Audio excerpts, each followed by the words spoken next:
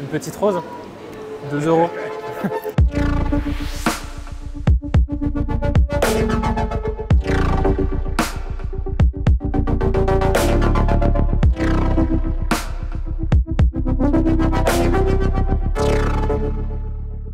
Il y a quelques jours, je suis allé aider des amis à vendre des roses pour leurs études.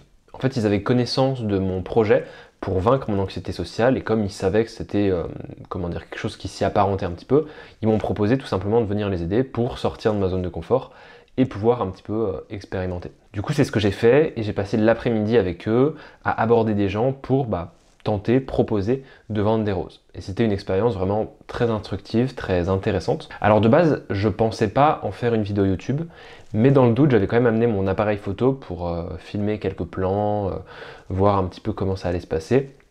Et du coup, je me retrouve avec pas mal de matière et en fait, je me suis dit que ce serait quand même très pertinent de vous partager cette petite expérience parce que j'en ai quand même tiré quelque chose. Donc voilà l'idée un petit peu de cette vidéo. Bienvenue dans un nouvel épisode de Corentin dépasse son anxiété. Voilà. Il faut aller aborder là, Corentin, qu'est-ce que tu fais? Et déjà, la première chose que je trouve vraiment importante d'aborder dans cette vidéo, c'est le fait que aller vendre des roses, en fait, ça me donnait une excuse, presque une légitimité pour aborder les gens. Et grâce à ça, je me sentais nettement plus confiant, nettement plus serein, plutôt que quand je vais faire mes interactions comme ça et qui, d'une certaine manière, ne dépendent que de moi. Et ça, c'est un truc que vraiment j'ai remarqué, je voulais vous en parler. C'est que quand on a une raison d'aller voir les gens, en fait, c'est nettement plus facile et nettement moins malaisant, j'ai envie de dire, d'aller les aborder. Là, j'avais des roses dans les mains, je le faisais pour aider des amis, je le faisais parce que derrière les roses, en fait, l'argent était redonné à des causes caritatives, etc. Donc, il y avait presque une légitimité à pouvoir aller aborder n'importe qui. Et de ce fait, j'étais nettement plus détendu en me disant, les gens vont pas trouver ça bizarre, vont pas trouver ça dérangeant, je suis dans la rue pour vendre des roses.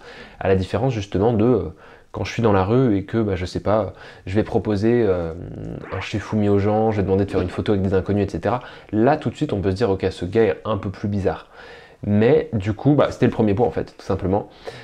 Trouver une excuse, trouver une raison d'aborder les gens, une légitimité, et en fait, vous vous rendrez compte que vous ferez ça avec beaucoup plus de facilité. Et d'ailleurs, j'en profite tout de suite, je vous offre en plus de cette vidéo un petit bonus. Vous trouverez dans le premier lien de la description un PDF où j'ai écrit moi-même tout un tas d'idées, tout un tas de, de possibilités, d'opportunités d'avoir des raisons légitimes d'aller aborder les gens. Je pense que vraiment ça peut vous aider, donc n'hésitez pas à le télécharger, c'est totalement gratuit et c'est dans la description. Bon, moi maintenant ce que je voudrais vous partager avec cette vidéo, c'est les 3 grandes leçons que j'ai retenues un petit peu de cet après-midi à vendre des roses. 3 grands principes, je trouve, qui m'ont aidé à aller de l'avant. La première leçon, c'est de ne juger personne sur son apparence. C'est quelque chose dont on a souvent l'habitude d'entendre, etc. Mais en fait, il faut vraiment s'en rendre compte dans la vraie vie. C'est-à-dire que quand on vend des choses, quand on a la liberté d'aborder n'importe qui, malgré nous, on va avoir un regard subjectif sur les choses et on va se dire, ok, je vais pas aborder cette personne, elle a l'air pressée, je vais pas aborder celle-ci, elle a l'air pas très heureuse, pas très contente, fermée d'esprit, etc. C'est complètement faux, c'est-à-dire que j'ai eu des surprises de malade mental cette journée-là et même en général dans la vie, avec d'autres projets, d'autres interactions sociales, etc.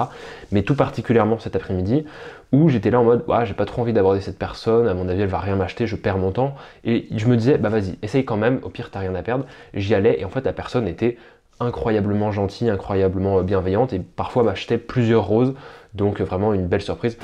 Bonjour, est-ce que vous êtes ensemble ou pas du tout? Ok, est-ce que vous seriez intéressé par des roses?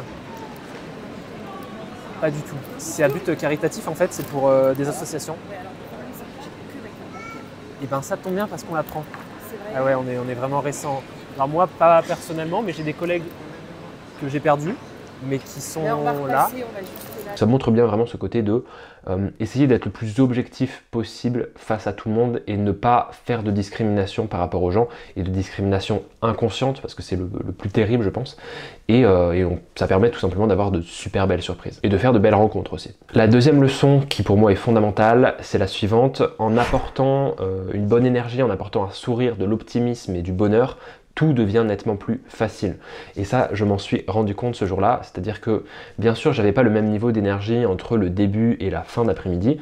Sur la fin, à force d'avoir abordé énormément de personnes, j'étais nettement plus fatigué, ma batterie sociale était plus déchargée, et ça se ressentait dans mes interactions. C'est-à-dire qu'au début, j'ai l'impression, quand j'y allais, franchement, je me forçais presque. C'était compliqué, mais j'y allais volontairement pour ça aussi. Je me forçais à sourire, à être chaleureux, dynamique, avoir un grand sourire et tout. Et les gens étaient ultra réceptifs et se mettaient un peu en miroir, et eux aussi étaient super sympas et tout. Alors que sur la fin de la journée, quand on perdait un peu tous notre niveau d'énergie, qu'on était un peu fatigué, on y allait avec un peu moins d'entrain, etc. Et puis les gens eux-mêmes étaient un peu moins motivés, et ça se ressentait. Et je pense que ça a une influence directe.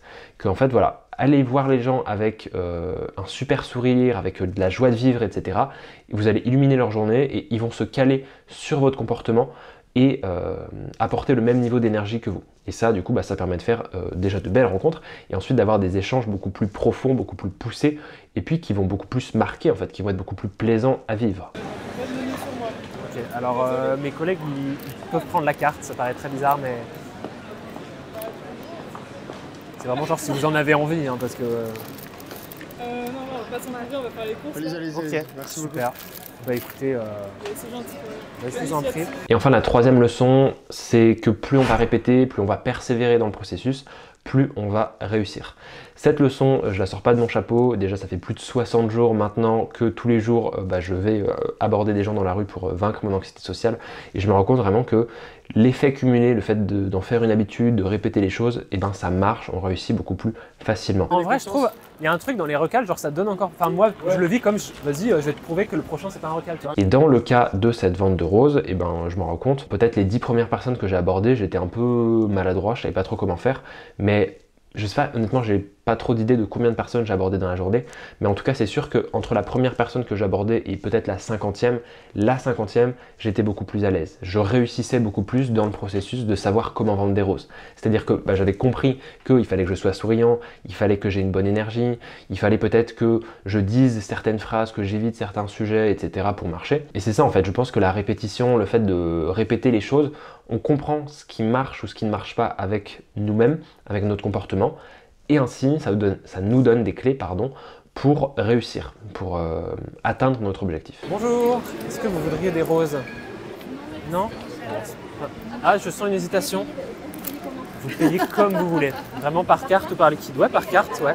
Faut que je vois avec un collègue parce que moi je n'ai pas ça. C'est parfait alors. Vous avez du liquide, vous avez un super style aussi. Je me permets franchement, mais c'est magnifique. Et on donne combien? Ah oui, pardon, c'est peut-être le plus important, c'est à partir de 2 € la rose. En fait, c'est sous la forme d'un don, on peut donner plus, vu que c'est pour des associations. Écoutez, je vous en prie, merci beaucoup à vous en tout cas. Voilà, c'est la fin de cette vidéo, j'espère qu'elle vous aura plu. N'hésitez pas à télécharger le PDF dans le premier lien de la description. Si ça peut vous aider, j'en serais super content. Et puis n'hésitez pas également à vous abonner à la chaîne, ça soutient mon travail, c'est trop cool. À commenter ce que vous avez pensé aussi. Est-ce que, je sais pas, vous avez déjà vendu des roses dans la rue et est-ce que vous vous rendez compte, enfin vendu des roses ou quoi que ce soit d'autre, mais est-ce que vous vous rendez compte qu'il y a vraiment une différence entre aborder des gens sans avoir presque d'excuses, de raison de le faire et le faire vraiment avec une légitimité forte? Moi je trouve qu'il y a vraiment, c'est une différence, c'est le jour et la nuit.